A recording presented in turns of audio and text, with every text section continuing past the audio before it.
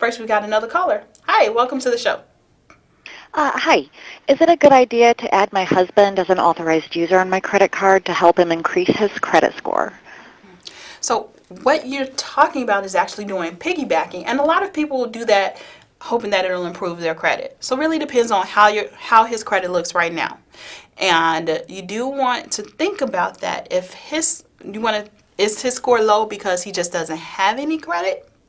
Or is his score low because he's got a lot of bad collections or derogatory marks on his credit? So you want to take a holistic look at what's going on their report. Yes, adding someone to your account could possibly improve things for them. And a lot of times it's a quick way to do that. But you also need to think about what happens if something goes wrong on your end too. Are you always going to be able to pay the credit card or make that payment each and every single month? Will he be able to use the card? Think about that too. What's his responsibility to the card? So a lot of people do add others as authorized users, but you can also remove them as an authorized user as well.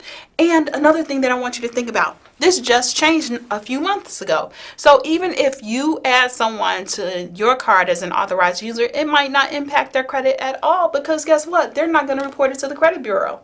In order for them to report an authorized user to the credit bureau, guess what needs to happen?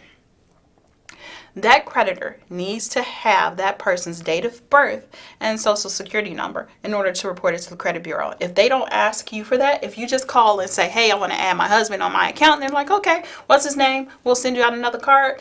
Then it's not being reported to the credit bureau, and it doesn't matter anyway. They need to be sure that they take down his information so that they can report it to the credit bureau. And if you don't ask about that, a lot of times you don't know. So I want to make sure that you do ask the right questions and get the information that you need, because you could be doing all of that, adding them to the card, and it not even affect one way or the other.